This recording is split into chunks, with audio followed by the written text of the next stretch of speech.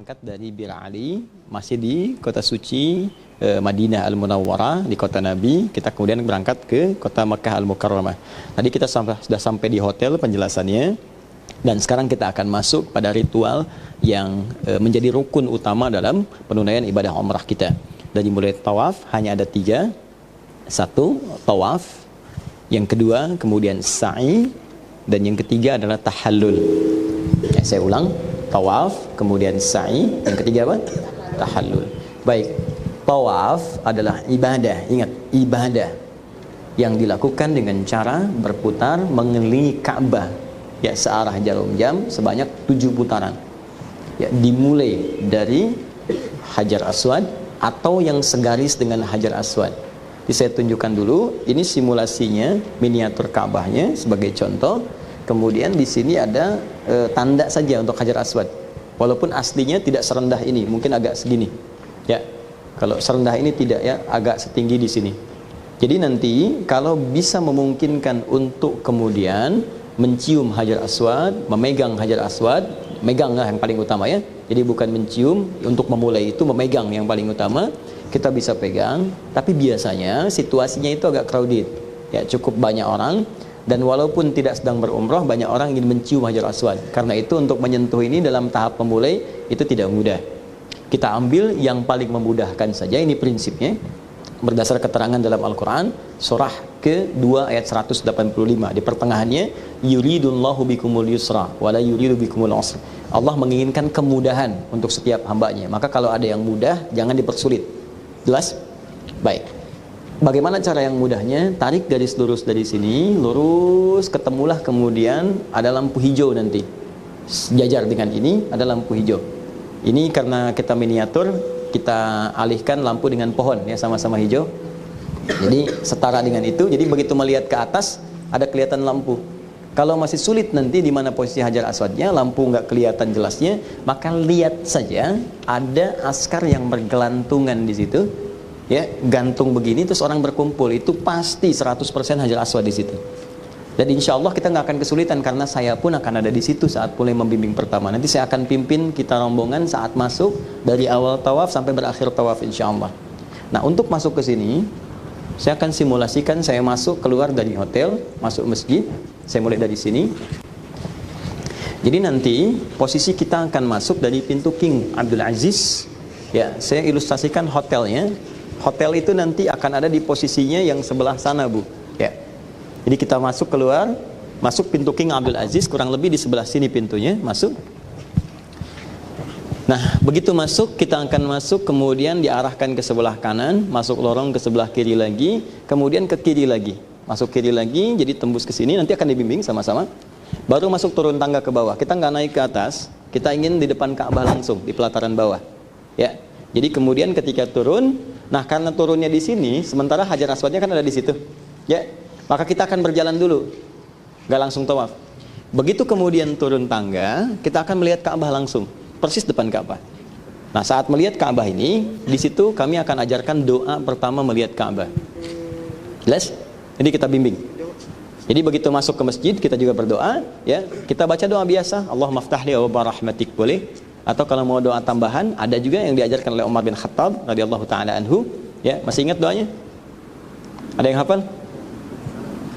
Allahumma antas salam wa minkas salam tabarakta ya dzal jalali wal ikram, kemudian Allahumma aftah li abwaaba rahmatik. Itu diajarkan oleh sahabat Umar bin Khattab radhiyallahu taala anhu. Jadi masuk masjid kaki kanan, kemudian berjalan, begitu nanti turun tangga atau eskalator, nanti ada eskalator, dua sisinya eskalator, di tengah-tengahnya tangga biasa. Ya, jadi kalau tidak mau rumit, turun tangga biasa saja. Kalau ada kesulitan nanti kita sesuaikan. Kemudian turun tangga, begitu turun tangga kita melihat Ka'bah. Nah, nanti saya akan bariskan, akan berhenti. Jadi tidak akan berjalan dulu, kita bariskan dulu, dibagi kemudian ke dalam 2 atau 3 baris supaya tidak menghalangi orang yang lain. Kalau kelihatan banyak berkumpul, kita akan disuruh pergi nanti. Ya. Jadi kita berhenti dengan cepat, menghadap ke arah Ka'bah. Dan di situ saya akan bimbing dengan doa. Nanti saya bacakan doanya, tapi dari sini saya ajarkan. Sekarang saya posisikan saya di depan Ka'bah. Jadi saya masuk lagi ke sini supaya kelihatan oleh semua. Jadi persis depan Ka'bah, begitu kelihatan, nanti ada doa. Ya, doanya nanti insya Allah saya bimbing. Dan takriman semua jenis kemuliaan. wa ta'ziman semua jenis keagungan, wa tasyrifan semua jenis kehormatan, wa mahabatan semua jenis kemuliaan-kemuliaan yang bisa memberikan kebaikan kepada orang yang hadir di situ, wa birran dan segala kemuliaan yang bisa menghilangkan sifat-sifat buruk sebelumnya. Kemudian wazid ala man hajjahu aw i'tamarahu aw ra'ahu. Maka dengan itu ya Allah, jika ada orang haji dimulai di Ka'bah ini, datang ke Ka'bah ini, atau orang umrah atau orang sekedar melihatnya saja sekarang, maka mohon tambahkan pula pada orang itu semua kemuliaan tadi. Kemuliaannya, keagungannya, kemudian keistimewaannya juga jadikan saat dia mulai tawaf nanti, atau saat dia melihat Ka'bah ini, hilanglah semua kejelekannya dan datang semua kemuliaannya. Paham sampai sini? Di doanya kurang lebih seperti tadi. Kalau Anda ingin menghafalkannya, nanti saya bisa tuliskan atau teman-teman bisa pakai handphone begini, kemudian saya bacakan, Anda bisa ulang-ulang untuk menghafalkan itu. Kalau tidak hafal, dalam hati bisa bacakan dalam bahasa Indonesia. Tapi saya bimbing bahasa Arabnya ketika nanti sampai di sana. Sepakat? Baik. Setelah itu, kemudian kita mulai berjalan dan berhenti di posisi jajar dengan Hajar Aswad. Ini berhentinya akan sangat singkat sekali karena nggak boleh berhenti terlampau lama. Ya, nggak boleh berhenti terlampau lama. Karena itu, setelah berdoa tadi nanti, saya akan tambahkan dengan doa pengantar untuk menghadap ke arah Ka'bah saat memulai untuk tawaf. Di saat tawaf itu, tadi kita kemudian hati-hati pastikan yang laki-laki terbuka bagian kanannya seperti ini. Kemudian tangan kanan, ya, atau dua tangan. Kalau untuk Hajar Aswad bisa dua tangan begini, ya. Kalau dua tangan kesulitan, satu tangan yang sebelah kanan. Dan menghadap ke arah Hajar Aswad, ke Ka'bah, lalu mengucapkan kalimat apa? Bismillahirrahmanirrahim. Nah, tahan sebentar. Lihat baik-baik, fokus. Sebetulnya kalimat Bismillahirrahmanirrahim ini kalimat singkatnya. Asalnya agak panjang, tapi boleh kita bacakan di kalimat Bismillahirrahmanirrahim. Sama dengan doa ini, wajjahtu wajhiya lilladzi fatara samawati wal ardh. Itu panjang asalnya, tapi boleh kita mulai di wajjahtunya. Sah. Ya, nah ini untuk Bismillahirrahmanirrahim. Saya mohon kalau teman-teman, saya nggak usah minta lah, saya wajibkan aja untuk menghafalkannya. Karena doanya ini sangat singkat, padat, dan mudah untuk dipahami. Ya, Allahumma, boleh ikuti? Allahumma imanan bika. Ulangi, Allahumma imanan bika. Wa tasdiqan bi kitabika wa wafaan bi ahdika wa ittiba'an li sunnati nabiyyika Muhammadin sallallahu alaihi wasallam. Baru setelah itu Bismillahirrahmanirrahim. Kalau tidak memungkinkan membaca itu saat persis kemudian sejajar dengan Hajar Aswad, maka saya akan bimbing bacaannya saat tadi kita berhenti menghadap Ka'bah tadi. Jadi pas depan Hajar Aswad kita tinggal baca Bismillahirrahmanirrahim. Tapi biasanya ada kondisi yang agak longgar yang kita bisa bacakan tadi agak panjang. Biasanya kalau askar itu cepat dia, kalau terlalu banyak lama berhentinya dia nggak ada toleransi, langsung suruh pergi gitu kan, jalan gitu. Nah, daripada nanti kita repot, nanti pilihan pertamanya nanti biasanya begitu turun melihat Ka'bah saya akan bacakan sampai tadi yang terakhir. Baru nanti setelah sampai dekat ke Hajar Aswad sejajar, kita tinggal bacakan yang Bismillahirrahmanirrahim. Apa pentingnya doa tadi? Ini yang mau saya jelaskan. Ini jarang dijelaskan saat Anda menunaikan haji atau umrah. Saya mau tanya begini, Hajar Aswad itu artinya apa? Putih ya? Nah, baik, Hajar itu batu, Aswad itu hitam. Batu hitam. Memang asalnya hitam? Putih ya? Putih, dalam hadis putih seputih susu. Kenapa kemudian jadi hitam? Dosa siapa? dosa manusia. Nah, karena dosa manusia jadi hitam, kan? Baik, Bapak Ibu manusia bukan? Iya. Manusia. Jangan-jangan yang nyumbang dosa itu kita. Karena itu ini gambaran semakin menghitam karena dosa-dosa manusia asalnya putih. Ya, secara falsafahnya, hikmah dalam bahasa Qurannya, secara hikmahnya ini adalah gambaran kepada kita bahwa diri kita itu asalnya bersih, putih bersih, seputih susu, nggak ada dosa. Cuman saat kita beraktivitas, kita lupa, telinga mulai mengundang dosa, mata salah lihat mulai berdosa, maka digambarkan dengan Hajar Aswad jadi menghitam karena dosa kita. Makanya ketika datang ke situ menghadap kemudian ke arah Hajar Aswad, yang dibayangkan bukan Ka'bahnya, bayangkan dosa apa yang kita bawa sampai kita ada di situ. Di saat mulai pertama akan tawaf, bayangkan dosa apa yang kita bawa selama hidup ini sampai menjadikan diri kita hitam, sampai pandangan kita tidak baik, kotor, telinga kita kotor, mulut kita kotor, kaki kita kotor sehingga bergerak pada kebaikan itu tidak mudah.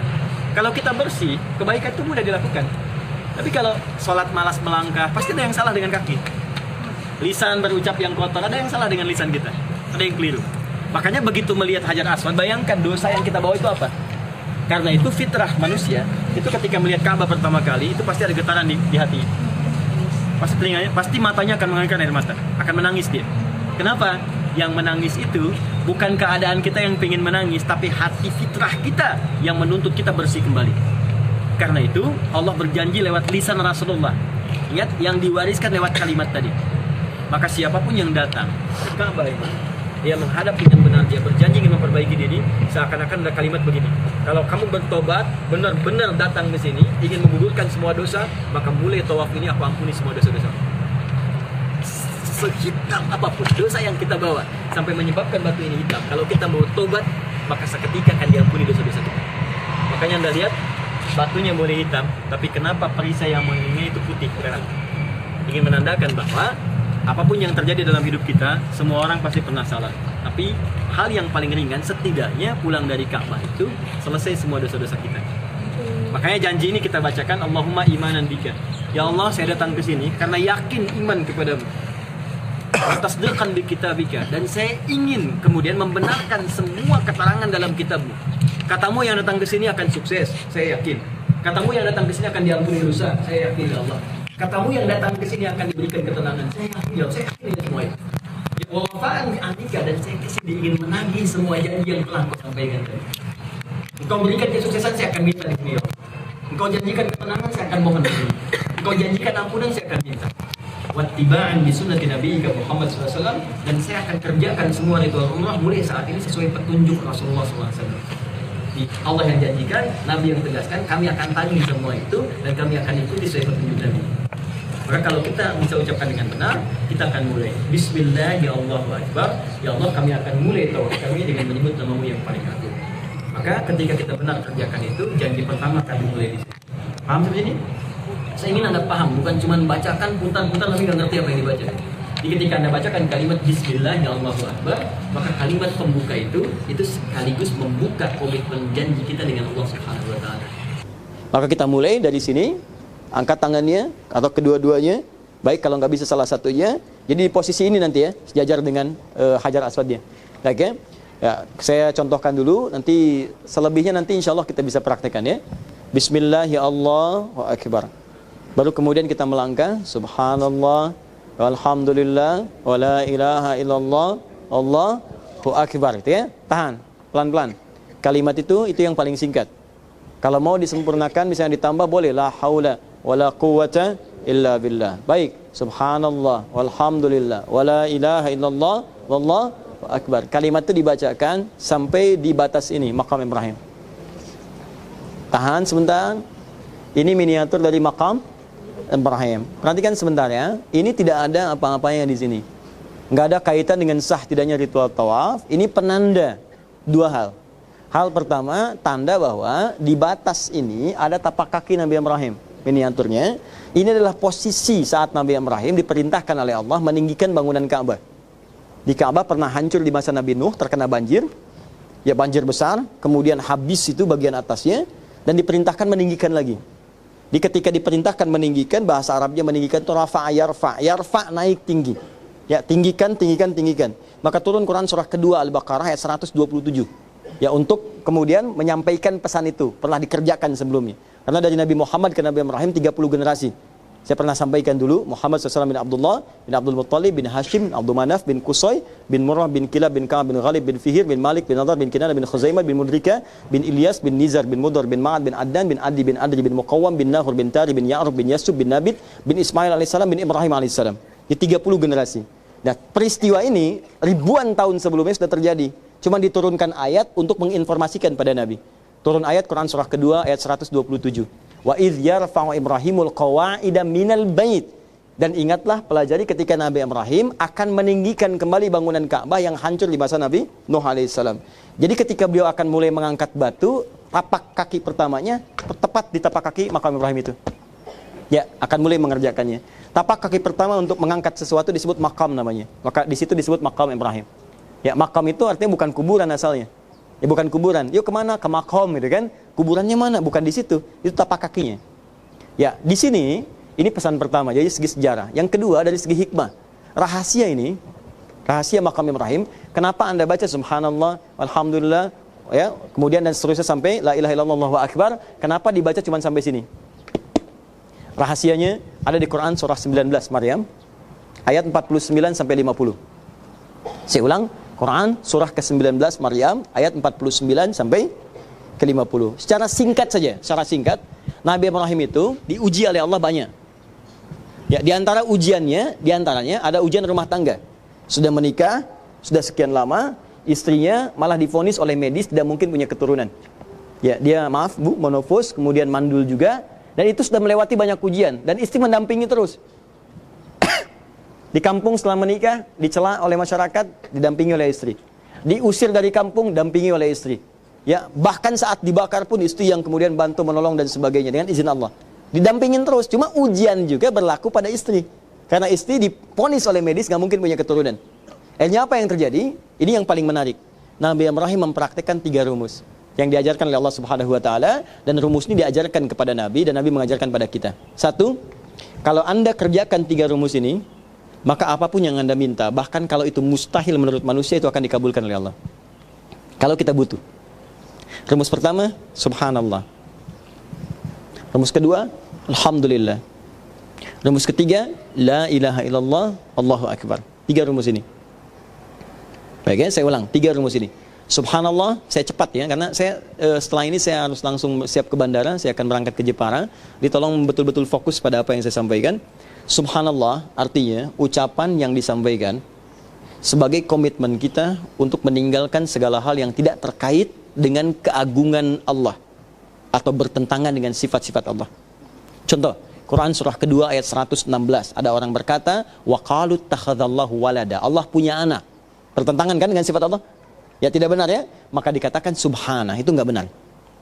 Ya, orang kafir saat itu berkata pada Nabi Muhammad, Tuhanmu gila. Bisa memperjalankan hambanya dari Masjidil Haram ke Palestina cuma semalam balik lagi. Maka turun kemudian surah Al-Isra ayat pertama, subhanalladzi asra, subhan. Itu enggak benar. Nah sekarang banyak sekali kadang kita tidak sadar mengajarkan atau melakukan sesuatu hal yang bertentangan dengan sifat dan keagungan Allah. Paling singkatnya melanggar ketentuan Allah. Pernah nggak begini?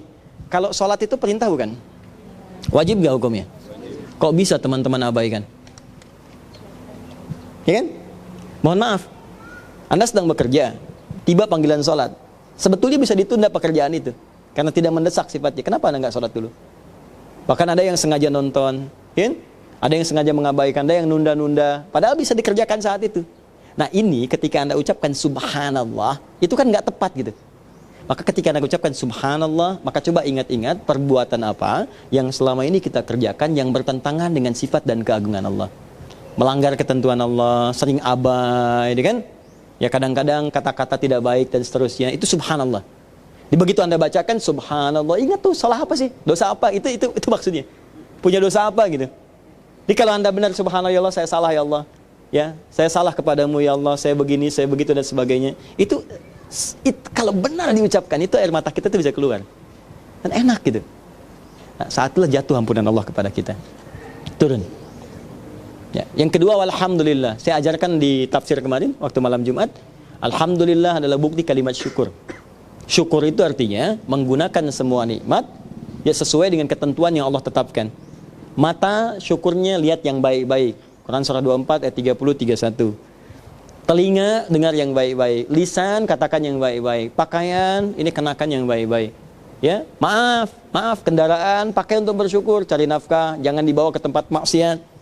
Ya, berangkat ke majlis taklim pakai kendaraannya sebagai syukur dan sebagainya. Sekarang saya mau tanya pada Anda sering minta banyak hal kepada Allah, tapi yang diberikan pun belum disyukuri. Ini banyak yang nulis pakai pena nih. Penanya berapa kali dituliskan pada yang baik-baik? Pernah nggak pena yang dipakai itu tulis untuk misalnya, mohon maaf ya, tulis hadis, tulis Quran, pakai taklim, pakai macam-macam. Berapa banyak pena di kantor yang digunakan untuk catatan duniawi? Padahal dia akan dihisab. Handphone Anda berapa kali bisa mengingatkan kepada ibadah? Pernah nggak setting alarm untuk tahajud? Pernah nggak nulis status yang baik-baik? Ini kan banyak sebetulnya.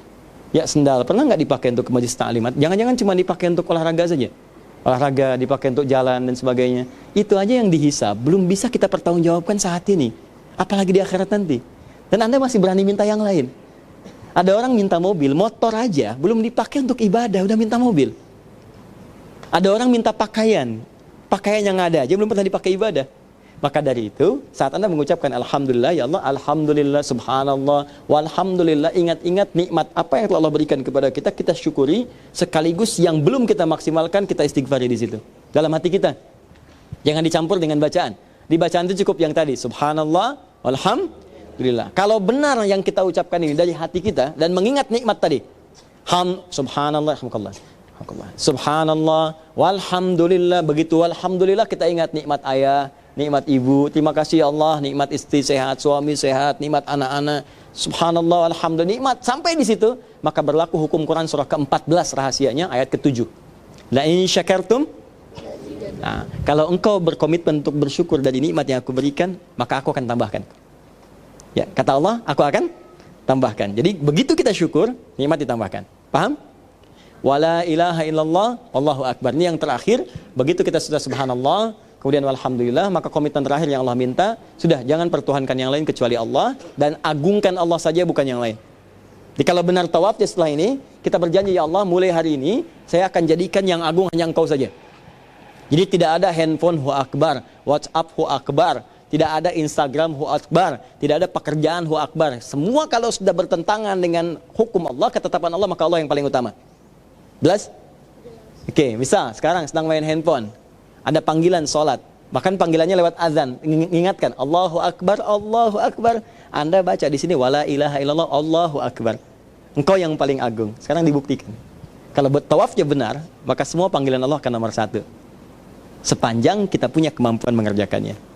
Maka komitmen di situ, ya Allah, saya nggak akan tuhankan yang ini kecuali Engkau saja. Engkau yang Tuhan. Maka tidak ada lagi kemudian kita perilaku-perilaku yang menyimpang dari itu. Nggak ada kata-kata semua agama sama, menuju Tuhan yang sama, cuma caranya beda-beda, itu nggak akan ada. Kita bekerja dengan baik, ikuti hukum-hukumnya, tapi tetap nomor satukan Allah dalam kehidupan kita. Kalau itu benar semuanya, maka apa yang terjadi? Nabi Ibrahim melakukan semua itu. Dan itu tidak mudah melakukan itu. Kadang-kadang mungkin mesti dicela. Biasanya ibu kumpul dengan teman-teman, sekarang mau taklim. Teman-teman mulai berkata, udah mulai soleha sekarang ya. Ya saya bukan soleha, saya ani. Saya kan? Tahu apa? Dan teman-teman juga begitu. Biasanya nggak ke masjid, sekarang jamaah. Mulai ada celaan. Biasanya kumpul dengan grup-grup dengan yang lain, sekarang mulai berubah, mulai ada orang menyoal dan sebagainya. Itu biasa, itu masih biasa. Nabi Ibrahim dibakar, Nabi Ibrahim dilempar, Nabi Ibrahim diusir. Tapi kita diminta skala kecil saja. Kalau benar skala kecil itu, maka apa yang Allah berikan pada Nabi Ibrahim akan dianugerahkan pada kita. Jadi begitu selesai Nabi Ibrahim dengan tadi, subhanallah, alhamdulillah, wala ilaha illallah, Allahu akbar. Apa yang terjadi? Nanti buka Quran surah 19 ayat 49 sampai 50-nya. Wa wahabna lahu Ishaq. Kami anugerahkan kepada beliau Ishaq. Ishaq itu anak siapa? Ya, pasti anak Nabi Ibrahim. Tapi dari siapa? Sayyidah Sarah. Yang divonis, maaf, mandul dan monofos, enggak mungkin punya keturunan secara medis. Maka yang mustahil pun enggak akan berlaku bagi Allah. Sudah. Hilang semua batas itu. Maka apa yang diminta Nabi Ibrahim seketika diberikan oleh Allah Subhanahu wa taala. Karena itu, orang-orang yang subhanallahnya benar, alhamdulillahnya benar, Allahu akbarnya benar, diberikan peluang oleh Allah, mau minta apa saja silakan. Bebas. Allah berikan. Anda mau minta nikmat tadi, la in syakartum la azidannakum, akan tambah. Anda minta ampunan, minta, saya berikan ampunan. Maka dari situ, dari sejak maqam Ibrahim sampai Rukun Yamani berputar sampai ujung sisi sebelah sana, ini Hajar Aswad. Ini yang ke arah Hijr Ismail, sini dua. Rukun Yamani yang sebelah sana satu lagi. Nanti saya berputar sedikit untuk penunjukan. Kalau panas boleh agak berteduh. Perhatikan baik-baik.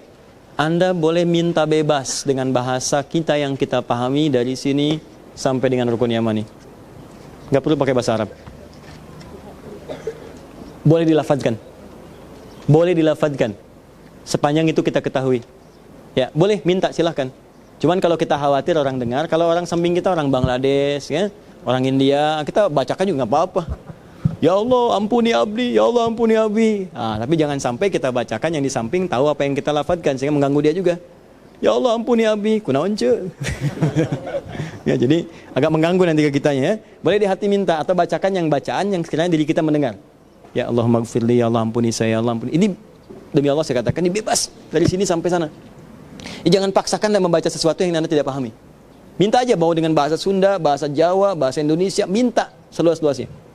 Ya itu kesempatan kita. Maaf ya, sekali lagi, Anda biaya itu nggak sedikit. Tenaga, waktu, maka jangan sia-siakan. Tapi, ingat pesan saya. Ingat pesan saya sekali lagi, jangan berhenti di tempat-tempat ini. Teruskan, karena rukun kita belum selesai. Kita baru tawaf. Nanti saya akan bawa di waktu-waktu khusus, nanti kita bagi kelompok. Saya akan tuntun, Anda boleh berhenti, nanti saya tunjukkan tempat-tempat mustajab. Nanti setelah selesai umrah, nanti ada waktu saya akan atur, yuk kita berangkat malam ini kelompok A, malam ini kelompok B. Nanti saya akan tuntun, berhenti di sini multazam, ini multazam. Ini pintu, yang ini Hajar Aswad. Nanti saya akan ajak mendekat, saat orang mencium Hajar Aswad, Anda saya bawa ke sini. Ayo berdoa di sini. Selesai sini, yuk tinggalin yang ini. Sebagian pergi ke sana, Hajar Ismail, masuk ke Hajar Ismail.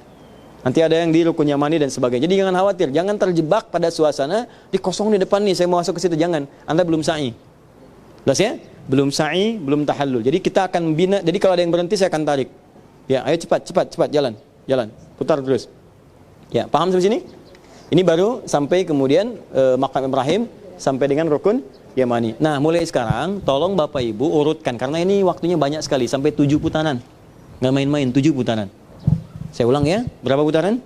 7. Artinya ada 7 kesempatan berdoa. Tolong bagi-bagi. Kalau saya biasanya pertama saya berdoa untuk ayah, putaran pertama. Kedua untuk ibu, kan? Kemudian yang selanjutnya baru saya masuk untuk misalnya keluarga, ya untuk istri. Yang keempat untuk anak-anak, kan? Yang kelima untuk kerabat dekat, ya ada paman, ada bibi, ada teman-teman. Yang keenam misalnya untuk teman-teman yang murid-murid, yang taklim, yang apa, yang kolega-kolega dan sebagainya. Yang ketujuh umat Islam seluruhnya atau yang non muslim mendapat hidayah, minta. Jadi kita tahu, begitu kita bacakan doa pertama untuk ayah, oh tahu ini putaran pertama. Nggak usah pakai gelang Bu ya, atau karet, nggak usah dimasukin lagi. Kita atur dari sekarang. Yang pertama untuk fulan, yang kedua fulana, minta aja terus, satu aja itu, nggak kemana-mana. Jadi kalau Anda bicara untuk orang tua, misalnya orang tua sudah meninggal, udah mintanya itu aja, Allahumma gfir lahu warhamhu, terus ingat-ingat kebaikannya. Saya praktekkan itu. Jadi kalau sudah putaran pertama, saya ayah aja yang diingat. Bagaimana beliau mengajar, beliau memangku, beliau bercanda, ingat semuanya. Terus kita bacakan, Allahumma gfir lahu warhamhu wa'afi afwan. Ya Allah sayangi ayah saya, ya Allah berkahi, ya Allah terangi kuburnya. Buka terus saja. Satu itu aja. Nanti putaran kedua untuk ibu. Bayangkan kasih sayangnya, air matanya, keringatnya, darahnya dan sebagainya, minta. Ibu aja, satu fokus aja itu. Ya.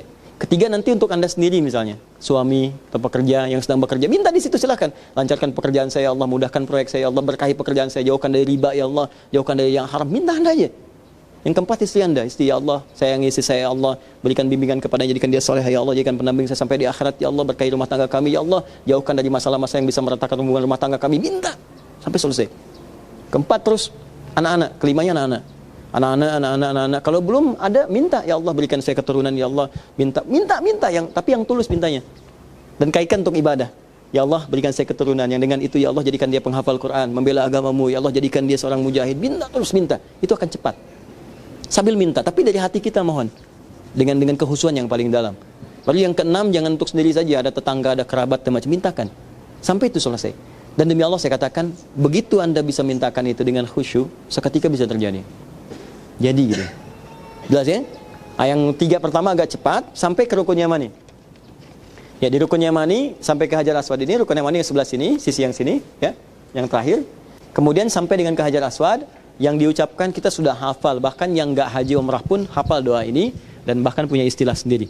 Ya, Al-Baqarah ayat 201, Rabbana atina fid dunya hasanah wa fil akhirati hasanah wa qina adzabannar. Ada yang menambahkan ya Aziz ya Ghaffar ya Rabbal alamin. Tapi sampai di tadi pun cukup boleh. Rabbana atina fid dunya hasanah wa fil akhirati hasanah wa qina. Pertanyaannya kenapa doa itu kita baca? Saya mau jelaskan sampai kita paham. Begini. Sering kan kita berdoa? Sering minta kan? Baik, pertanyaan saya, permintaan itu keinginan kita bukan? Ya, pasti keinginan. Tapi tidak setiap keinginan itu kita butuhkan. Banyak orang sering minta tapi sesungguhnya dia nggak butuh. Ya, dia minta motor, padahal dia nggak butuh motor. Dengan sepeda pun cukup.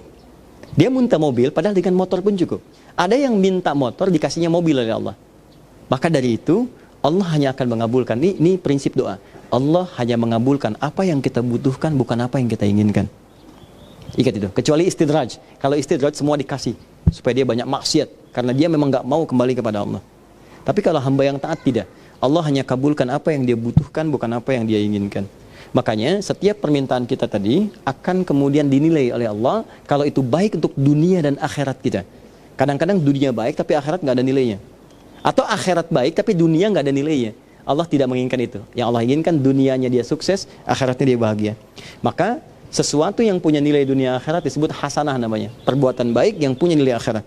Maka gimana caranya dunianya hasanah, akhiratnya hasanah? Kita mintakan Rabbana atina fid dunya wa fil akhirati wa qina adzabannar. Maka boleh jadi apa yang kita mintakan itu dikabulkan dengan cara yang berbeda.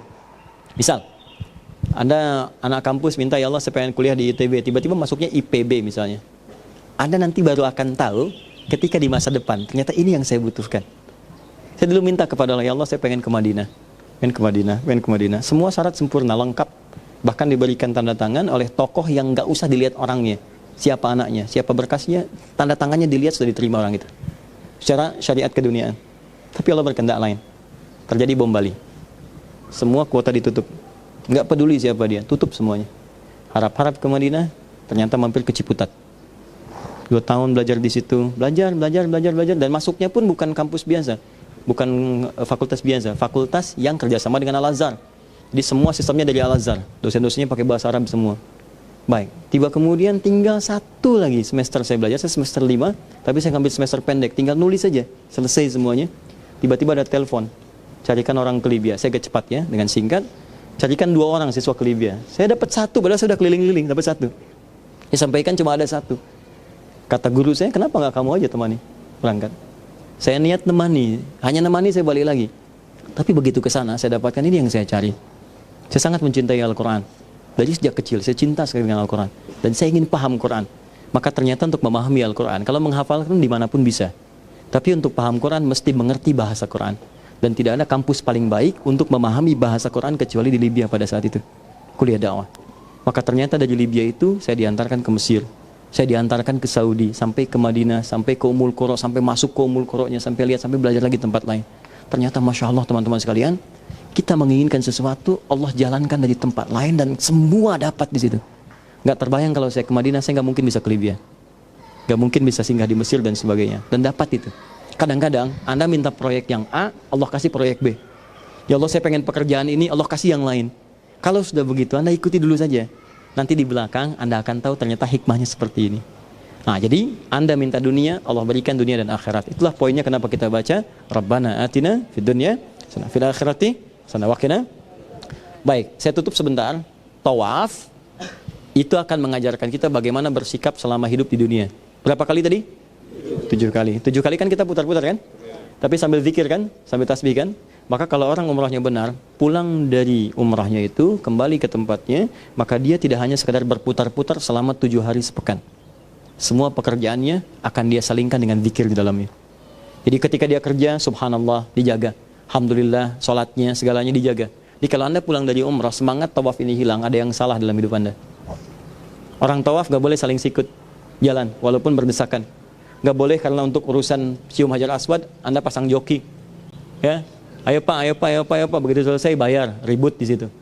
Ya, itu spirit. Makanya kalau pulang dari sini, nggak boleh Anda pulang ada proyek nyogok orang hanya sekedar mendapatkan proyek. Nggak boleh saling sikut untuk mendapatkan sesuatu yang rezeki itu udah diatur. Apalagi saling menyingkirkan, menyungkurkan hanya sekedar untuk mendapatkan sesuatu dalam urusan dunia, itu spiritnya. Jangan sampai saling sikut dalam urusan rumah tangga karena semuanya ibadah. Ya, jangan saling menyingkirkan, menyungkurkan, mengeksplorasi kesalahan masing-masing. Semua orang pasti punya salah. Itu poin pertamanya. Paham? Oke, kalau sudah, kita kemudian masuk sa'i. Mana batasnya? Oke. Safa Marwah. Ibu jangan bergeser. Ikhwan bisa pindah fokus melihat ke sini. Saya akan pindah ke sebelah sini.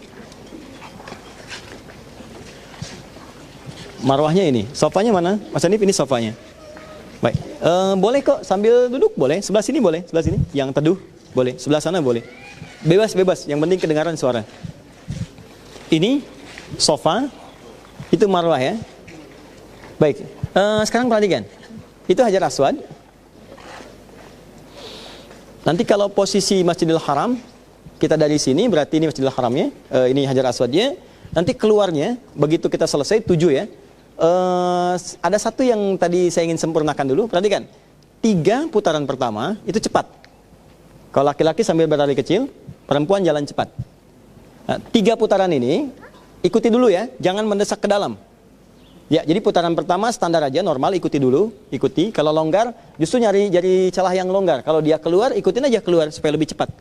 Ya, lebih cepat sampai ke Hajar Aswad lagi. Setelah 3 itu, putaran 4 dan 5, kalau Anda ingin mendekat ke arah yang kosong ke depan, itu boleh, silahkan. Biasanya begini, putaran kelima itu akan lebih longgar. Anda akan berada di dekat 4-5, dekat Rukun Yamani, itu kosong. Boleh, silahkan. Kalau mau merapat, tapi jangan berhenti. Merapat sambil jalan lagi. Supaya putarannya lebih sedikit, lebih kecil. Nah, tapi kalau di putaran 6 dan 7, khususnya 7, maka tawafnya jangan mendekat ke Ka'bah tapi melebar keluar. Jadi saya akan dorong, yang di dekat Ka'bah saya akan dorong keluar. Yuk keluar, keluar, keluar. Maksud keluar itu menjauh dari Ka'bah.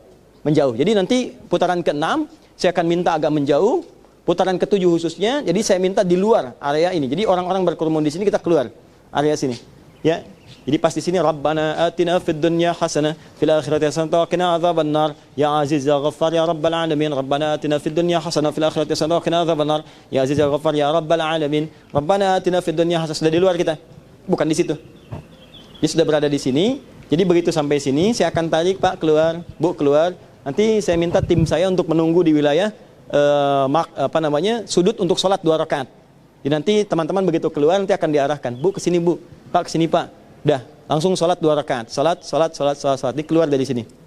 Ya, kalau ada yang belum selesai, nanti saya yang tunggu. Saya tunggu dengan sebagian kawan, atau kami tugaskan tunggu. Tandanya tadi yang syal musafir itu. Ya, jadi makanya tanda jangan dilepas saat tawaf. Nanti kita akan ketahuan. Biasanya kalau belum ketemu, saya akan putar juga sama ikut muter. Dia akan kelihatan nanti ada di mana. Ya, nanti setelah selesai, semuanya akan diminta keluar, sholat dulu 2 rakaat. Dan tolong jangan sholat di luar area lingkaran ya. Biasanya kan suka ada garis, kemudian ada semacam portal kecil ya. Nah itu di belakangnya disekat untuk sholat di situ. Di belakang Maqam Ibrahim, persis di sini. Ya, nanti ada daerah perempuan dan laki-laki. Ya, perempuan nanti biasanya agak di belakang, Bu, agak ke belakang, tarik garis lurus, laki-laki di sebelah depannya. Ada lagi yang area perempuan sampingnya, laki-laki di sampingnya lagi, boleh. Dan jangan paksakan ya. Jangan sampai saya pengen mendekat Maqam Ibrahim langsung sholat di situ. Tiba-tiba ada askar, ibu, keluar. Jadi ujian ya Allah. Ini ujian. Bukan ujian, salah. Ya. Jadi kan ujian tapi salah. Jadi ke belakang, sholat di belakang garis. Ya. Paham ya? Tapi poinnya, tarik garis lurus jajar dengan Maqam Ibrahim. Ya, tarik garis lurus, silakan sholat, bacakan jangan yang panjang-panjang. Boleh yang pertama, rakaat pertama boleh Al-Kafirun, yang rakaat keduanya pakai Al-Ikhlas. Ya. Atau kalau hafal misalnya boleh Al-Baqarah 125 dan 126 juga tidak ada masalah. Ya, jelas sampai sini? Baik, kalau sudah jelas, dari sini kita akan kumpul. Biasanya saya akan minta minum air zam-zam dulu. Air zam-zam dulu, nanti di belakang tempat sholat itu ada air zam-zam. Boleh silahkan minum dulu. Kalau sudah minum, sudah enak, yuk kita sa'i. Berangkat kita sa'i. Jadi nanti keluar dari sini, dari tempat itu, Hajar Aswad, setelah sholat selesai, kita akan berputar ke belakang, baru naik kemudian ke Bukit Safa. Nanti dari Bukit Safa saya bimbing naiknya, kita akan baca mulai dari Innas Safa wal Marwata, susun lagi, usapnya dengan baik, sampai ke atas Bukit Safa. Secara singkat begini, di Bukit Safa Marwah ini, pertama yang harus dilakukan, ini ingat, yang teman-temannya ya kawan, ingat baik-baik. Saya mungkin tidak akan mengingatkan kembali, tapi akan langsung menepuk pundaknya. Ya. Ini kan terbuka begini kan, saat tawaf ya. Nah ini hanya tawaf saja. Saat sa'i balikin lagi. Ya, saat sa'i tutup lagi, begini. Ya, ingat saat tawaf bukan begini. Saat sa'i tutup lagi begini. Paham? Baik, awas ini penting sekali karena tidak boleh terbuka bagian untuk sa'i, ya, bagian untuk yang tangan yang sebelah kanan. Ya, jadi tawaf ini buka begini untuk sa'i, kemudian tutupkan kembali. Karena itu kita akan berhenti sejenak setelah sholat sambil minum tadi untuk melepas peniti-peniti itu yang tadi di belakang itu. Ya, sebagian ada penitinya, lepas dulu, kemudian baru pakaikan dengan sempurna, menutup semuanya seperti ini. Baik, setelah selesai, kemudian baru kita mulai Safa. Teorinya begini, naik ke Bukit Safa. Setelah naik, kita akan berhenti semua menghadap dulu ke arah kiblat. Lalu kita berdoa, memulai untuk sa'i. Ini saya pimpin, Bapak Ibu tinggal menghafalkan saja. Ya, itu kita hafal kok insya Allah. Doanya sangat mudah sekali, sudah ada di situ. Ya, kemudian kita menghadap ke arah Ka'bah, kita bacakan. Jadi yang dihafalkan itu sebetulnya tawaf sudah hafal. Ya, subhanallah, alhamdulillah, wala ilaha illallah, Allah akbar. Rabbana atina fid dunya. Hafal kan ya? Ya, yang saya ini tinggal ngafalin saya aja. Itu pun nggak banyak kok, kita sudah hafal. Ya, Allahu Akbar, Allahu Akbar, Allahu Akbar, gitu kan, dan seterusnya. Kemudian kita selesaikan itu pun sudah insya Allah 85% hafal. Nah, begitu kemudian selesai ini, ya, abda'u bima bada Allah wa rasuluhu, ya, saya akan mulai sa'i dengan mengikuti tuntunan Allah dan Rasulnya. Kemudian kita mulai bismillah Allahu Akbar, menghadap ke arah Ka'bah, kita berdoa dulu. Nah, mohon fokus, saat akan memulai ini, Anda boleh berdoa meminta supaya dimudahkan sa'inya dulu, pada yang pertama. Baru kemudian memulai. Turun, ya, saya terangkan teoritis fikihnya dulu. Turun dari sini, sofa pasti akan bergerak begini. Jadi masuk dari sini, bergerak ke sini, mohon izin Bu ya. Turun ke sini, turun, jadi turun biasa baca doa. Nanti saya bimbing juga dengan bacaan yang lebih keras, Anda bisa mengikuti. Kemudian sampai turun, nanti turun tuh bacanya bebas, silakan. Setelah turun yang pertama mendekat ke lampu hijau, itu bebas baca apa saja, silakan. Nggak ada doa khusus, kecuali di antara dua lampu hijau yang kita beralih kecil itu, ya. Di Anda mau baca di situ, mau baca Quran boleh, mau baca yang lain lagi boleh, tapi biasanya saya khususkan untuk orang tua kalau di sini, khususnya ibu. Saya biasanya minta untuk ibu karena peristiwanya antara Sayyidah Hajar dengan Sayyidina Ismail alaihi wassalam. Jadi begitu turun dari sini bebas ya, mau baca Quran, mau apa silahkan, sah saja. Mau berdoa bebas doanya, kecuali saat antara dua lampu hijau. Dia Anda bacakan Rabbighfir warham wa'fu wa takarram innaka antal azul akram. Rabbighfir warham, ya Allah mohon ampuni kami, mohon sayangi kami. Wa'fu wa takarram, ya Allah mohon hapuskan kesalahan-kesalahan kami dan muliakan hidup kami. Innaka antal azul akram, sungguh engkau pemilik segala keagungan dan pemilik segala kemuliaan. Kita mintakan itu sampai selesai di lampu hijau. Laki-laki agak lari-lari cepat, ya, lari-lari kecil. Yang perempuan jalan cepat aja, nggak usah lari. Perempuan tidak perlu lari, ya, jalan cepat saja. Jalan laki-laki berlari kecil. Paham? Baik. Lepas dari lampu hijau ini, jalan lagi seperti biasa, berdoa lagi. Kalau bisa susun doanya sampai, saya mohon maaf ya, saya naikkan ke atas gini. Nah, tapi saat saya tidak begini ya. Nah, kemudian Anda bacakan seperti biasa sampai ke naik Bukit Marwah. Jadi Marwah pasti akan dari sini ke kanan. Ya, sampai dari kanan ini, kemudian kita akan ke kiri ke sini. Ya, begitu ke kiri ke sini, itu berhadapan dengan Ka'bah. Kita minta lagi menghadap Ka'bah dulu. Jadi bukan numpang lewat ya, ngadap ke Ka'bah lagi, berdoa lagi. Di posisi Ka'bah nanti akan ada di sebelah kiri, ya, sebelah kanan, maaf kanan, kanan bukit Marwah, dan sebelah kiri kalau dari sana untuk ke Bukit Safa. Jadi kita menghadap Ka'bah dulu, kemudian berdoa, baru setelah itu doa sejenak langsung turun lagi. Dan nggak perlu panjang-panjang doanya. Minta aja, misalnya ya Allah kabulkan doa saya tadi, ya Allah kabulkan doa saya tadi, turun lagi, ya. Lu baca lagi kemudian doa-doa yang standar. Turun sampai ke sofa lagi. Dihitung berapa? Dua ya, jangan terlalu soleh ya. Capek nanti. Sa'i itu 7 putaran. Jadi dari sofa ke Marwah 1, dari Marwah ke sofa 2, baik, dari sofa ke Marwah 3. Jadi pasti akan mulai di sofa dan berhenti di Marwah. Ingat ya. Jadi kalau berhenti di sofa itu pasti ada yang kurang. Kalau enggak baru 6 atau kelebihan 8. Ya. Baik, 6, 7-nya di mana? Marwah. Bolak-balik sampai kemudian di Marwah. Selesai di Marwah kita kumpul dulu, kemudian baru setelah itu tahallul. Sebelum ke tahallul, saya agak cepat sedikit, fokus baik-baik dan kita akan berakhir. Apa artinya sofa? Sa'i apa artinya sa'i? Oh, lari-lari kecil, baik. Kalau lari-lari besar, maraton. Baik. Sa'i itu bukan lari-lari kecil. Sa'i itu asalnya usaha yang sangat serius, yang sungguh-sungguh.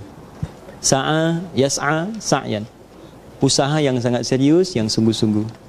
Kenapa disebut sa'i? Karena di tempat itu ada seorang ibu yang sangat serius, sungguh-sungguh mencari air minum untuk anaknya yang sedang kehausan. Dan dia bolak-balik. Karena kesungguhan inilah kemudian Allah mengabulkan di balik kesulitannya segala keringanan yang mungkin dia dapatkan. Ya, ibu itu menempuh dengan sangat luar biasa. Jadi ketika ditinggalkan suaminya dengan izin Allah, lalu ASI-nya tidak keluar, hal yang paling pertama kali terbayang di benaknya itu bukan mengeluhkan situasi. Suami nggak ada, ibu tugas kerja, dinas, makanan kosong. Biasanya sih secara fitrah manusia akan mengeluh kan? Ya Allah suami nggak ada, ya Allah nggak ada makan. Tidak. Yang harus dilakukan dalam situasi sulit adalah sofa. Apa itu sofa? Beliau naik ke atas bukit dengan perasaan yang bening. Di sofa itu asalnya dari kata sofa yasfu tasfiyantan. Wasofian, wasufian, wasofin, wasofia. Sofa itu asalnya menyaring sesuatu yang kotor sehingga yang lahir yang baiknya saja, yang bening. Pernah lihat minyak goreng? Asalnya kan disaring kan? Begitu disaring, yang kotornya tinggal di atas, yang beningnya keluar kan? Nah itu saringannya disebut tasfiyah namanya. Tasfiyah. Hasilnya disebut sofa. Orangnya disebut sofi. Sofia kalau perempuan, sufi kalau laki-laki. Di sufi, sofia, sofi itu artinya orang yang mampu menyaring segala yang kotor sehingga yang keluar yang baik-baik. Jadi kalau dia mau bicara, dia pikir dulu, oh ini nggak baik, dia nggak keluarkan. Kalau dia melihat, dia pikir dulu, ini yang baik yang saya lihat, yang tidak baik saya tinggalkan. Itu sofi namanya. Baik ya? Sufi adalah orang yang bersyariat, melatih diri dengan mendekat kepada Allah, bersyariat, berzikir, salat, baca Quran, sehingga dengan itu dia menjadi dekat dengan Allah dan dipelihara dari segala hal yang buruk. Jadi yang keluar yang baik-baik. Nah, kenapa disebut Bukit Sofa? Karena pada saat Sayyidah Hajar itu naik ke bukit itu, beliau menepikan segala yang tidak baik terhadap Allah. Prasangkanya baik semua. Nggak mungkin saya diperintahkan oleh Allah ke sini kecuali akan diberikan kebaikan. Walaupun suami nggak ada, walaupun segala nggak ada, ini amanah. Pasti Allah nggak akan pernah nugaskan sesuatu kecuali diberikan solusinya. Allah nggak akan pernah memberikan beban kecuali diberikan kemudian segala kemudahan di dalamnya. Maka ketika keyakinan itu tiba, apa yang terjadi? Diberikan kemudian semangat 2 kali lipat. Jadi kalau orang mengatasi masalah dengan keyakinan, itu masalah itu akan mengecil. Tapi kalau belum apa-apa udah pesimis, makin besar masalahnya. Jadi kalau Bapak Ibu, teman-teman sedang punya masalah, hal pertama dilakukan adalah yakin itu akan selesai. Ya, prasangka baik sama Allah. Jadi kalau Anda berprasangkanya buruk, itu menambah masalah. Bebannya berat gitu. Maka itu pelajaran Bukit Sofa. Jadi kalau sudah pulang dari umrah, Anda punya masalah di rumah tangga kah, di pekerjaan di kantor, pertama prasangka baik dulu pada Allah. Ini pasti akan selesai. Allah pasti mudahkan. Tidak pernah diberi kesulitan, sudah ada kemudahan. Inna ma'al usri yusra. Enggak pernah saya diberikan amanah kecuali saya mampu menanggungnya. La yukallifullahu nafsan illa usaha. Setelah itu usaha. Ya, enggak cukup dengan tawakal, ikhtiar dulu. Pasti selesai, tapi enggak ngapa-ngapain. Saya lapar ya Allah, pasti kenyang, tapi enggak makan, mustahil. Ya. Karena itu cari dengan sungguh-sungguh, maka Anda berangkat turun. Berangkat, ya, terus, kan? Allahu Akbar kabira, alhamdulillahi katsira, subhanallahi bukratan wa asila, la ilaha illallah, Allahu Akbar, ya. Teruskan lagi, kalau mau disempurnakan boleh, ya. La ilaha illallah, wallahu akbar, la ilaha illallah wahda, sadaqa wa'da, wa nasara 'abda, wa 'azza junda, wa azamal ahzaba wahda, la ilaha illallah, wallahu akbar, wa ilahil hamd. Jalan sampai kedua tadi yang hijau tadi. Di semua mengagungkan Allah. Saya yakin denganmu ya Allah, kau pasti akan berikan kekuatan kepada saya, kau pasti akan menangkan saya, kau pasti akan tepikan segala masalah saya, kau pasti akan bantu saya dari orang-orang yang mengisangi saya. Minta, kau pasti yakin akan menolong saya ya Allah. Jalan, ikhtiar. Nah, dalam pekerjaan pun begitu. Kalau Anda mau mengerjakan sesuatu, ikhtiar dan minta doa sama Allah supaya dimudahkan. Setelah itu ikhtiar, kalau ada peluang kejar. Walaupun dengan berlari kecil. Sayyidah Hajar turun melihat di situ ada oase, maka beliau kemudian mempercepat langkahnya. Kalau kita berlari kecil, ya, walaupun ketika sampai di Marwah, kenapa disebut Marwah? Marwah itu artinya puncak harapan, puncak keinginan yang ingin diraih. Ya, puncak kemuliaan yang ingin didapatkan, itu Marwah namanya. Ya, kalau Anda bekerja apa targetnya? Jadi direktur, itu Marwah Anda. Kalau Anda jabatan, pengen jadi apa? Ya, di kepolisian jadi Kapolri. Ya, di TNI jadi Panglima, itu Marwah namanya. Jadi kalau pengen sesuatu jangan tanggung. Yang paling tinggi sekalian. Tadi yang saya katakan di dalam. Minta yang paling tinggi sekalian, sampai ke situ. Kalau ada peluang, kejar cepat. Anda bisnis nih, ada peluang, kejar. Ya, sepanjang itu sesuai dengan hukum Allah. Kejar, kalau perlu berlari dengan kecil. Tapi ingat, Allah, tidak semua yang akan kita kejar seketika hasilnya sesuai dengan yang kita harapkan. Karena Sayyidah Hajar pun ketika datang ke sini, Masya Allah, ternyata nggak ada apa-apa, cuma fata morgana. Kosong. Tapi apakah putus asa? Tidak. Putus asa, bunuh diri? Tidak. Ya, apa yang terjadi? Sampai di sini, beliau balik lagi, nyari lagi ke sofa. Mungkin di sofa yang ada. Walaupun tempat itu sudah pernah dilalui. Ini yang menarik. Kadang-kadang kan saat Anda nyari alamat, putar ke situ-situ juga kan? Ternyata yang dicari di sampingnya ya Allah. Kan? Tapi kan ketika menemukan itu ada keindahan ya. Balik kemudian ke Marwah, balik lagi ke sofa. Balik ke Marwah, balik ke sofa. Jadi ke sini semangat, ke sana semangat. Tahu apa yang terjadi? Begitu Anda ke sini dan terakhir kemudian di Marwah, beliau sedang sampai Marwah, tiba-tiba mendengar anaknya menangis. Dan tangisannya semakin kencang. Saya mau tanya pada ibu, kalau anak sedang kehausan, menangis gak? Nangis kan? Tangannya gerak gak? Kakinya gerak? Nah, Ismail ini, beliau sedang kehausan, alaihissalam, disimpan kemudian di tanah, kehausan, dan bergerak tangannya, kakinya. Tapi gak ada yang keluar apapun. Tapi setelah ibunya bolak-balik, di putaran yang ketujuh ada di Marwah, semakin kencang tangisan. Begitu ibunya berikhtiar dengan baik, yakin dengan Allah, apa yang terjadi? Tangisannya ketika semakin kencang, ternyata ibunya mendengar sesuatu yang tidak biasanya. Semakin mengencang ibunya balik dekati anaknya, ternyata ketika ibunya sampai di putaran ketujuh itu, tapak kaki anaknya itu menghantam ke tanah tadi, hantaman terakhirnya itu kemudian dengan izin Allah turun malaikat dan menghantam ke bagian bumi yang dihantam dengan tapak Ismail itu alaihissalam. Begitu kemudian malaikat menghantam bagian itu, keluarlah air yang dicari oleh ibunya tadi. Begitu datang ibunya mengatakan, perhatikan kalimatnya, zam, zam, zam, zam. Ibunya tidak mengatakan ijma, ijma, ijma, ijma, kumpul, kumpul, kumpul. Kalau ijma artinya kumpul, hilang lagi. Tapi kalau zam artinya kumpul, jangan pernah berhenti. Kumpul, jangan pernah berhenti. Kalau bukan anakku yang dapatkan, mungkin cucunya di kemudian hari. Zam, zam, zam, zam. Sampai sekarang air itu tidak pernah berhenti, terkumpul. Terkadang ibu yang usaha, tapi anaknya yang dapat. Tidak setiap yang kita usahakan itu boleh jadi kita yang menikmati seketika itu. Mungkin anak kita yang dapat. Ibu yang ngantarkan anaknya ke pesantren, tapi kan yang hafal Qurannya anaknya. Tapi bukan berarti hafalan itu untuk anaknya saja. Ibu juga akan dapat bagiannya. Ya, bukan sekedar pahala di akhirat, tapi kemuliaan di dunia. Betapa banyak anak yang hafal Quran, bapak ibunya belum hafal, tapi ketika haji bapak ibunya ikut. Ketika ditanya orang tuanya, yang dimuliakan ibunya, bapaknya. Padahal yang hafal anaknya. Jadi pekerjaan itu, kalau kita niatkan karena Allah, tidak akan ada yang sia-sia. Kalau bukan kita yang dapatkan saat itu, pasti Allah akan turunkan pada keturunan kita yang akan meraihnya. Karena itu ketika Anda sa'i, maka niatkan karena Allah. Boleh jadi di situ, kalau bukan kemudian orang tuanya, maka semua keluarganya Allah akan berikan kemuliaan. Itulah sa'i. Jadi prinsip terbesar dalam bekerja itu, jangan hanya untuk sendiri. Jangan sampai ada suami-suami cari kerja hanya untuk pribadinya aja. Ya maaf ya, beli barang untuk sendiri, beli handphone, beli mobil sendiri, tidak. Anda itu bekerja untuk kembali pada keluarga. Sama prinsip saya demikian. Jangan sampai juga pekerjaan yang kita kerjakan melupakan harta terindah yang ada di rumah, keluarganya semuanya. Itu terakhir, kalau sudah selesai maka spirit saya akan membawa kita semangat dalam bekerja. Nggak ada orang pulang umroh malas kerja. Ayo pulang. Mulai kemudian semangat lagi, kerja lagi. Dan kalau sudah sukses, maaf ya, prinsip yang kedua, kalau sudah sukses dari seorang anak, jangan merasa sukses sendirian. Boleh jadi peran Anda cuma 30%, 70%-nya itu ibu yang bolak-balik Safa Marwah.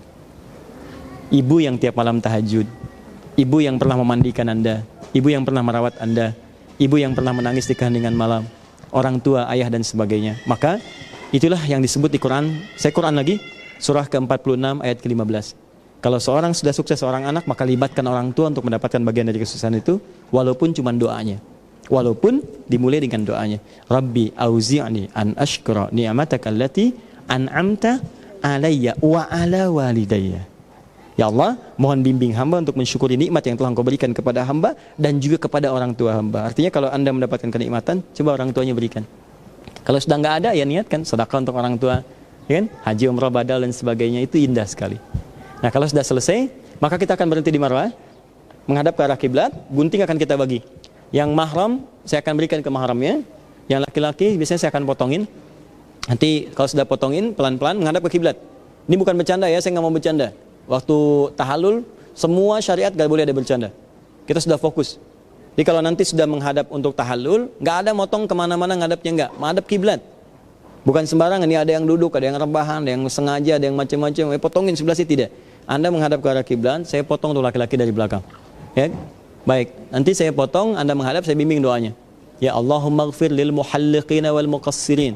Allahumma ghfir lil muhalliqina wal muqassirin. Ya Allah, mohon anugerahkan ampunan kepada orang yang telah dicukur habis ini ataupun dipotong sebagiannya. Ya muhalliqin cukur habis, muqassirin potong sebagian. Paham? Baik, kenapa disebut tahallul dari kata halal? Halal artinya boleh. Tahallul menjadi boleh. Ya, lepas, kosong. Itu secara fikih biasa. Artinya, kalau sudah tahallul maka boleh mengerjakan apa yang tadi dilarang lagi. Ganti baju sudah boleh, kan? Silakan. Mau potong kuku lagi, boleh. Silakan. Sampai nggak ada kukunya terserah. Ya. Mau cari yang lain, boleh. Sekarang udah bebas, boleh. Itu secara fikih.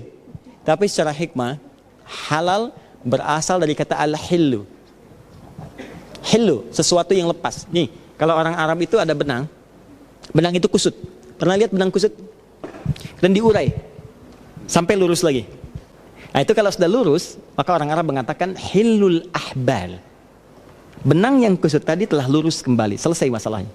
Kalau ada orang punya masalah, kemudian masalah itu diurai sampai selesai, maka orang Arab mengatakan halul mushkilah, selesai masalahnya. Kita punya banyak masalah sebelum tawaf, sebelum sa'i, sebelum tahallul. Masalah dengan Allah dalam dosa, masalah dengan dunia, masalah terhambat di hati, masalah sekat. Maka setelah tahallul itu, dengan izin Allah, semua masalah itu akan diurai sehingga kita akan berada dalam keadaan yang nyaman lagi. Kalau tawaf sa'inya benar, maka dosa selesai. Masalah-masalah dosa tuntas, kita mulai dari nol lagi, kosong-kosong. Kan? Masalah dengan hati kita selesai karena tenang hati kita.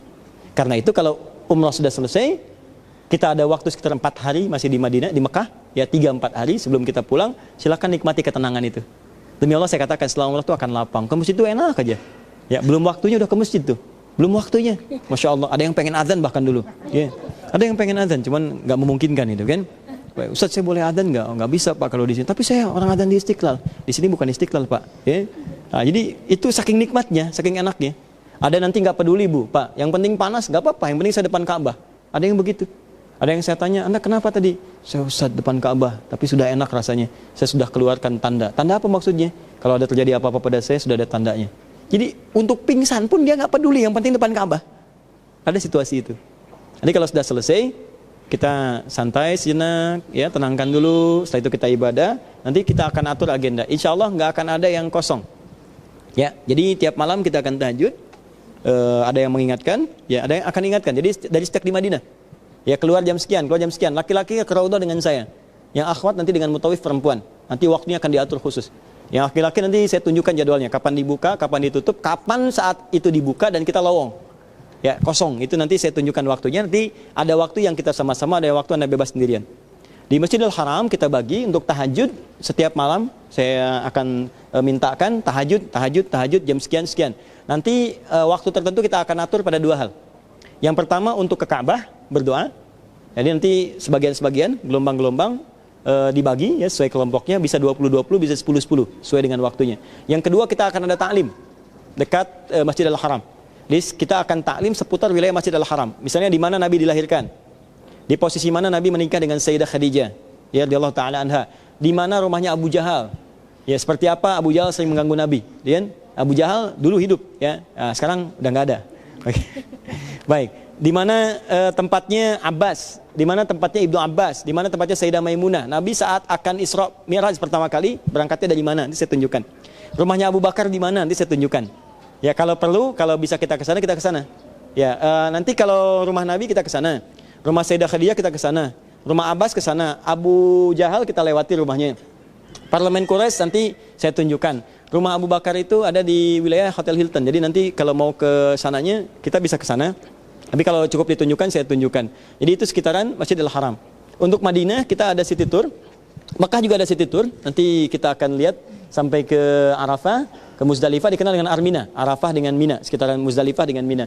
Di Madinah kita akan city tour, kita akan lihat-lihat juga. Ada nanti Jabal Uhud, kita akan ta'lim di situ sebentar. Kemudian juga ada Jabal Nur, kita akan lewat ya, Bukit Cahaya, terima wahyu. Kemudian ada beberapa tempat yang lain kita akan singgahi, termasuk juga nanti ada Masjid Qiblatain, kita nanti akan datangi. Dan hukum-hukum terkait itu saya terangkan saat ada di sana. Ya, ke Qiblatain wudunya di mana? Apakah di masjidnya atau di hotel dan seterusnya nanti saya terangkan. Yang terakhir, kalau ada yang mau dibeli di sana dicari, Anda boleh tulis dari sekarang di sini. Nanti saya arahkan di mana tempatnya. Ustaz, saya pengen jubah yang bagaimana? Apakah jubah warna putih, jubah yang bercorak, jubah yang seperti apa? Apa jubah yang untuk laki-laki atau misalnya jelabiah untuk perempuan? Mau kualitas yang seperti apa? Nanti Anda sampaikan, saya tunjukkan tempatnya. Kalau di Madinah ini sekian harganya, ini yang paling murah, tempatnya di sini. Ya kalau yang di laki-laki di sini. Kalau nggak ada di Madinah ada di Mekah. Nggak ada di Mekah, di Jeddah kumpul. Jeddah, dan di Jeddah biasanya agak lebih murah. Nggak ada di Jeddah jangan khawatir, Tanah Abang banyak. Jadi bahkan Anda bisa dapatkan sekarang sebelum berangkat supaya nggak usah pikirin itu lagi. Ya. Terakhir. Kita ke sana mau ibadah, bukan mau belanja, bukan mau ngobrol, bukan mau macam-macam. Mohon maaf kalau di sana nanti ada yang saya tegur kalau keluar dari rel yang telah ditetapkan, karena saya sayang dengan Anda. Jadi kalau saya sedang tegur, artinya saya menyayangi Anda. Ya, artinya saya ingin ibadah kita sempurna. Saya tidak ingin pengorbanannya sia-sia. Ada tenaga, sekali lagi waktu, ada biaya dan semacamnya. Dan saya tidak ingin semua itu kemudian tidak punya nilai di hadapan Allah Subhanahu Wa Taala. Jika ada yang kesulitan harus menggunakan kursi roda di sana, ada nanti. Ya ada tempatnya, ada bagiannya. Dan insya Allah juga nanti kita kan ada mutawif, ada yang lain juga. Jadi nanti bisa dibantu untuk tawafnya. dan bisa nanti kemudian untuk dorongnya dan sebagainya. Jangan khawatir. Tapi sekarang pikirkan semua yang baik-baik aja, yang tenang-tenang dan semua sehat insya Allah. Baik, silahkan Bu. Ustaz, ini anak saya titip, dia berangkat sendiri, tidak apa-apa ya Ustaz? Boleh. Yang mana Bu? Buktinya? Baik. Oh iya, baik, baik. Khair insya Allah. Khair. Baik. Ada lagi yang lain? Cukup? Baik, kalau sudah cukup saya kira sekarang istirahat. Masih ada 12 hari. 12 hari ini masih panjang, jaga kesehatan baik-baik. Ini cuacanya sedang gak ada yang bagus, gak bagus dari Allah, semuanya bagus. Semuanya bagus, semuanya baik dan semuanya mulia. Tinggal kita aja yang menyesuaikan diri seperti apa menjaga kesehatan. Itu satu. Yang kedua, tolong latih secara ritual supaya kondisi kita lebih baik ketika sampai di sana. Saya minta tolong setiap malam sholat, kemudian baca Quran. Kalau bisa mulai menghafal dan niatkan. Dan nanti minta saat di Mekah, di Madinah, minta yang baik-baik. Untuk yang Raudhah nanti saya juga bimbing, tadi saya katakan. Untuk yang di Masjidil Haram nanti saya juga tunjukkan. Kalau Allah menghendaki. Kalau terjadi apa-apa ya Allah berikan yang terbaik untuk semuanya insya Allah. Ada lagi yang lain? Baik, tidak ada? Itu satu, semuanya? Baik, kalau tidak ada, saya kira cukup untuk hari ini. Ya sekali lagi, kalau ada hal-hal yang sifatnya baik silahkan diteruskan. Kalau ada yang hal-hal yang salah, itu mutlak dari saya minta maaf. Dan semoga Allah memberikan kemuliaan pada Bapak Ibu dengan memaafkan itu. Dan semoga Allah mengangkat derajat Bapak Ibu sekalian dan membalas dengan pahala yang berlipat atas apa yang telah diikhtiarkan dan jaga keikhlasan insyaAllah. Allahumma rabbana atina fid dunya hasanah fil akhirati hasanah wa qina adzabannar. Taqabbal minna innaka antas samiul alim wa tub alaina innaka antat tawwabur rahim. Allahumma yassir lana wa la tu'assir alaina. Allahumma yassir lana wa la tu'assir alaina. Waj'al umratana umran mabrurah waj'al tijaratan tabura. Allahumma ja'al sa'ina sa'an mashkura wa tamana daman maghfura tijaratan tabura. Wa sallallahu ala habibikal karim sallallahu mustafa nabi sayyidina Muhammadin wa ala alihi wa sahbihi ummati ila yaumiddin wa akhiru da'wana alhamdulillahi rabbil alamin. Sebelum kami tutup, alhamdulillah di sini juga ada ahli Quran, teman-teman yang hadir sudah menghafal Quran di sini kurang lebih selama 30 hari dan hari ini berakhir ada tambahan pemantapan 7 hari. Dan kami punya 2 target, yaitu target pertama 30 juz dalam 30 hari. Target yang kedua membentuk karakteristik Qur'ani. Jadi teman-teman yang belum sampai 30 itu jangan dikira saya akan biarkan, tidak. Karena yang saya minta kebiasaan. Karena ada yang biasanya belum berinteraksi dengan Quran. Ada yang ukuran bacaannya itu belum tuntas. Yang belum biasa baca itu Allah kasih kemudahan. Itu kalau Anda misalnya udah dapat 5 juz, 6 juz, 8 juz, 10 juz, 16 juz, alhamdulillah. Ada kepala cabang bank, saya nggak perlu sebutkan, bank syariah, itu ikut libur, cuti untuk menghafal Quran. Dari nol sama sekali nggak pernah, jarang-jarang baca. Dapat beliau dikasih oleh Allah 16 juz selama 30 hari itu. Itu pembuka. Tapi yang belum sampai 30, Anda jangan khawatir. Anda ketika nanti akan pamit, saya akan berikan catatan.